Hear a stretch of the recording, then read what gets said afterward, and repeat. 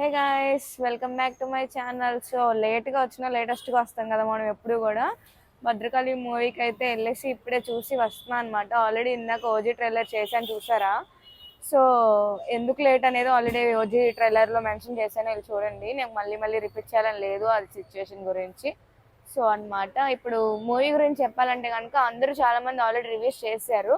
But నా opinion మీద base అయ్యే లెవెల్ మీరందరూ నా సబ్స్క్రైబర్స్, నా బుజ్జి బుజ్జి సబ్స్క్రైబర్స్ ఉన్నారు కాబట్టి మీకోసం నేనైతే ఇప్పుడైతే వెళ్ళి చూసి వచ్చానమాట. సో మూవీ ఓవరాల్గా చెప్పాలంటే మొత్తం పొలిటికల్ బ్యాక్గ్రౌండ్ అంటే మైండ్ సెట్స్ అనమాట.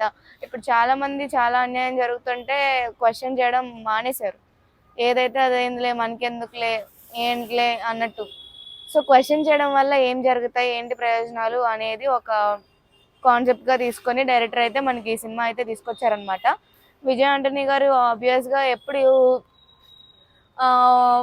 ఉన్న వాళ్ళ దగ్గర నుంచి దొబ్బేసి పేదవాళ్ళకి హెల్ప్ చేయడం ఎలాగా, ఇలాంటి సినిమాసే చాలా చేస్తారు. మనకి బిచ్చగాడు, బిచ్చగాడు 2 ఇలాంటివన్నీ కూడా ఆయన చేసేవన్నీ కూడా ఇట్లా ఏదో చేయాలి, ఏదో ఒక్కళ్ళని మార్చామన్నట్టు ఇలాంటి స్టోరీసే ఎప్పుడు చూసుకుంటారనమాట, చూస్ చేసుకుంటారు.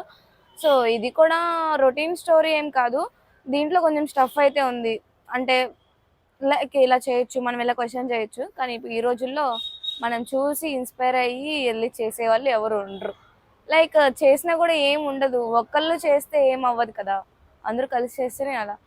సో నిజమే కదా మరి. నాకు తెలిసినంత వరకు 1 year back, 2 years back gold rate 4,000 ఉంది, ఈ రోజు గోల్డ్ రేట్ 10,000 ఉంది. ఎకానమీ చేంజ్ అవుతున్నప్పుడు మరి జనాలు కూడా ఎదగాలి కానీ తగ్గిపోతున్నారు ఎందుకు, మనం ఎన్ని ట్యాక్స్లు కడుతున్నాం కానీ మనకేంటి యూజ్ అనేది క్వశ్చన్ చేయడం చాలా ఇంపార్టెంట్, కానీ ఎవరు చేయరు అనేది ఏంటి అనేది ఎక్స్ప్లెయిన్ చేయడానికి డైరెక్టర్ ఈ స్టోరీ రాశారు. అండ్ ఈ స్టోరీ సెలెక్ట్ చేసుకొని మనందరి ముందుకి ఇలాంటి స్టోరీస్ని ఇన్స్పైర్ చేయడానికి విజయ్ ఆంటనీ గారు అయితే మూవీ మంచిగా తీసి ప్రెజెంట్ చేసి మనకైతే ఇచ్చేసారనమాట. ప్రొడ్యూసర్ కూడా ఆయనే అయి ఉంటారు నాకు తెలిసి, మ్యాక్సిమం ఆయన మూవీస్ కన్నిటిగా ఆయన ప్రొడ్యూసర్ ఉంటారు. సో ఖచ్చితంగా మిస్ అవ్వమాకండి, సినిమా బాగుంది, నాలెడ్జబుల్గా ఉంది. కొంచెం మీకు పొలిటికల్ నాలెడ్జ్ ఉంటే కనుక మీకు ఇంకా క్లారిటీగా అర్థమైద్ది. అండ్ మూవీ అయితే వర్త్ వాచబుల్, ఖచ్చితంగా వెళ్ళి చూడండి, చాలా ఇన్స్పైర్ అవుతారు.